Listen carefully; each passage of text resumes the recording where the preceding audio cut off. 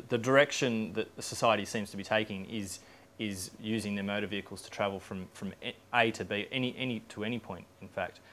So if council could encourage more stacked car parking, which has been perhaps integrated into the landscape and it doesn't become an eyesore to the local community, then that would be a good thing, so that it could facilitate people to enter into these smaller town centres and shop and dine and etc.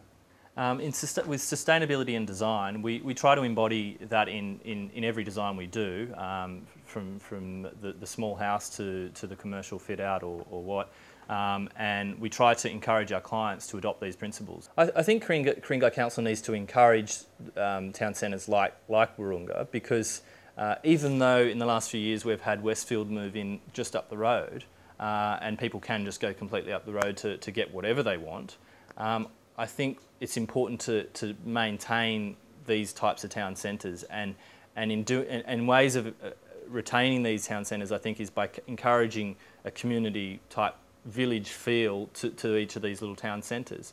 If you're sending your children to private schools and things, the Upper North Shore is a fantastic place to be. I feel very safe having my children around here.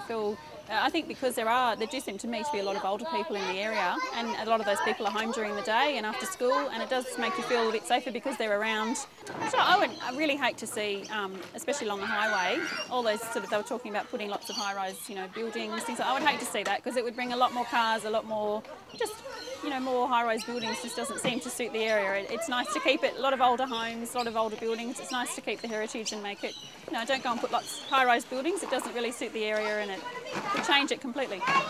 In 25 years' time, I would hope that it's still the same area that it is now. Lots of beautiful trees, not overpopulated, just exactly as it is now. It'd be really nice.